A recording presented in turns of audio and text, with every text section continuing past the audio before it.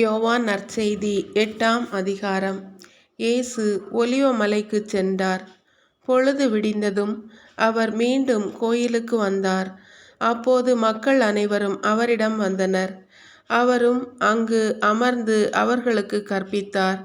மறைநூல் அறிஞரும் பரிசேயரும் விபச்சாரத்தில் பிடிபட்ட ஒரு பெண்ணை கூட்டிக் கொண்டு வந்து நடுவில் நிறுத்தி, போதகரே, இப்பெண் விபச்சாரத்தில் கையும் மெய்யுமாக பிடிபட்டவள்.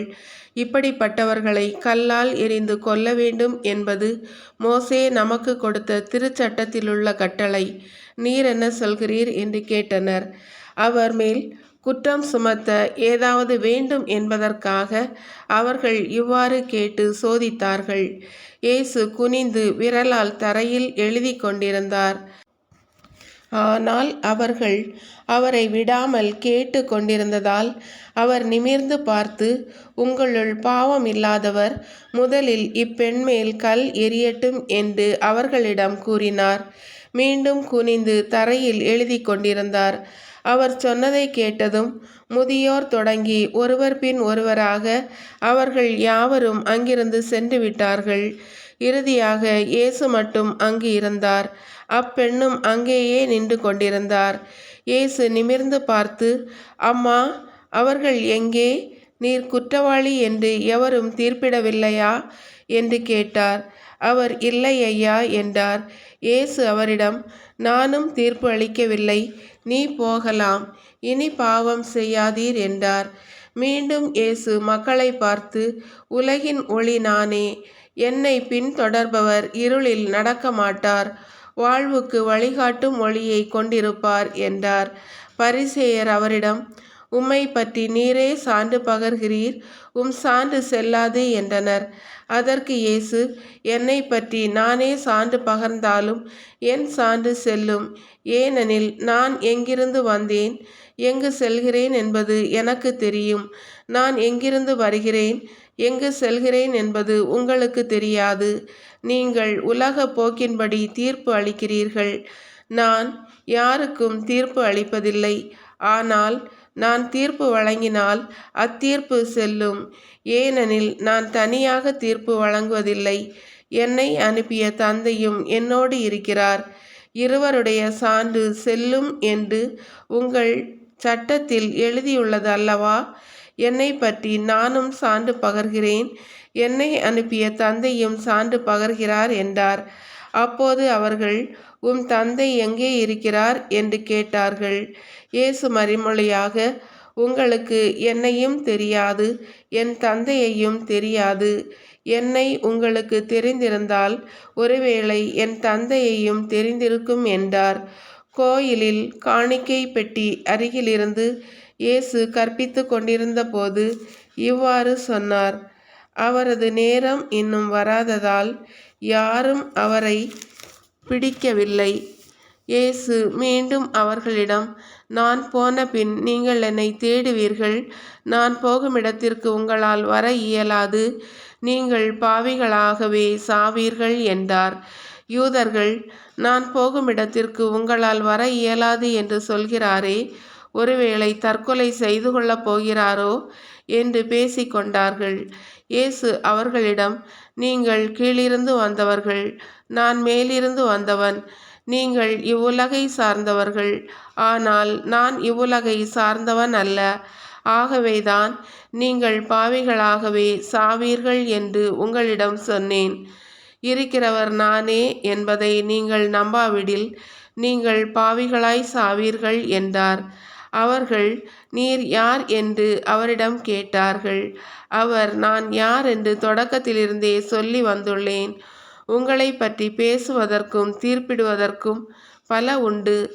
ஆனால் என்னை அனுப்பியவர் உண்மையானவர். நானும் அவரிடமிருந்து கேட்டவற்றையே உலகுக்கு எடுத்துரைக்கிறேன் என்றார். தந்தையை பற்றியே அவர் பேசினார் என்பதை அவர்கள் உணர்ந்து கொள்ளவில்லை. இயேசு அவர்களிடம், நீங்கள் மானிட மகனை உயர்த்திய பின்பு இருக்கிறவர் நானே. நானாக எதையும் செய்வதில்லை, மாறாக தந்தை கற்றுத்தந்ததையே நானும் எடுத்துரைக்கிறேன் என்பதை அறிந்து கொள்வீர்கள். என்னை அனுப்பியவர் என்னோடு இருக்கிறார். அவர் என்னை தனியாக விட்டு விடுவதில்லை. நானும் அவருக்கு உகந்தவற்றையே எப்போதும் செய்கிறேன் என்றார். அவர் இவற்றை சொன்னபோது பலர் அவரிடம் நம்பிக்கை கொண்டனர். இயேசு தம்மை நம்பிய யூதர்களை நோக்கி, என் வார்த்தைகளை நீங்கள் தொடர்ந்து கடைபிடித்து வந்தால் உண்மையில் என் சீடர்களாய் இருப்பீர்கள், உண்மையை அறிந்தவர்களாயும் இருப்பீர்கள். உண்மை உங்களுக்கு விடுதலை அளிக்கும் என்றார். யூதர்கள் அவரை பார்த்து, உங்களுக்கு விடுதலை கிடைக்கும் என நீர் எப்படி சொல்லலாம்? நாங்கள் யாருக்கும் ஒருபோதும் அடிமைகளாய் இருந்ததில்லை. நாங்கள் ஆபிரகாமின் வழிமரபினர் ஆயிற்றே என்றார்கள். அதற்கு இயேசு, பாவம் செய்யும் எவரும் பாவத்திற்கு அடிமை என உறுதியாக உங்களுக்கு சொல்கிறேன். வீட்டில் அடிமைக்கு நிலையான இடம் இல்லை, மகனுக்கு அங்கு என்றென்றும் இடம் உண்டு. மகன் உங்களுக்கு விடுதலை அளித்தால் நீங்கள் உண்மையாகவே விடுதலை பெற்றவர்களாய் இருப்பீர்கள். நீங்கள் ஆபிரகாமின் வழிமரபினர் என்பது எனக்கு தெரியும். ஆனால் என் வார்த்தை உங்கள் உள்ளத்தில் இடம்பெறாததால் நீங்கள் என்னை கொல்ல முயலுகிறீர்கள். நான் என் தந்தையிடம் கண்டதை சொல்கிறேன், நீங்கள் உங்கள் தந்தையிடமிருந்து கேட்டதை செய்கிறீர்கள் என்றார். அவர்கள் அவரை பார்த்து, ஆபிரகாமே எங்கள் தந்தை என்றார்கள். இயேசு அவர்களிடம், நீங்கள் ஆபிரகாமின் மக்கள் என்றால் அவரை போல செயல்படுவீர்கள். ஆனால் கடவுளிடமிருந்து கேட்டறிந்த உண்மையை உங்களுக்கு எடுத்துரைத்த என்னை நீங்கள் கொல்ல முயலுகிறீர்கள். ஆபிரகாம் இப்படி செய்யவில்லையே, நீங்கள் உங்கள் தந்தையைப் போல செயல்படுகிறீர்கள் என்றார். அவர்கள், நாங்கள் பரத்தமையால் பிறந்தவர்கள் அல்ல, எங்களுக்கு ஒரே தந்தை உண்டு, கடவுளே அவர் என்றார்கள். இயேசு அவர்களிடம் கூறியது, கடவுள் உங்கள் தந்தையெனில் நீங்கள் என்மேல் அன்பு கொள்வீர்கள். நான் கடவுளிடமிருந்தே இங்கு வந்துள்ளேன். நானாக வரவில்லை, அவரே என்னை அனுப்பினார். நான் சொல்வதற்கு செவி சாய்க்க உங்களால் இயலவில்லை. எனவேதான் நான் சொல்வதை நீங்கள் கண்டுணர்வதில்லை. சாத்தானே உங்களுக்கு தந்தை, உங்கள் தந்தையின் ஆசைப்படி நடப்பதே உங்கள் விருப்பம். தொடக்கம் முதல் அவன் ஒரு கொலையாளி. அவனிடம் உண்மை இல்லாததால் அவன் உண்மையை சார்ந்து நிற்கவில்லை. அவன் பொய் பேசும் போதும் அது அவனுக்கு இயல்பாக இருக்கிறது, ஏனெனில் அவன் பொய்யன், பொய்மையின் பிறப்பிடம். நான் உண்மையை கூறுவதால் நீங்கள் என்னை நம்புவதில்லை. என்னிடம் பாவம் உண்டு என்று உங்களுள் யாராவது என்மேல் குற்றம் சுமத்த முடியுமா? நான் உங்களிடம் உண்மையை கூறியும் நீங்கள் ஏன் என்னை நம்புவதில்லை?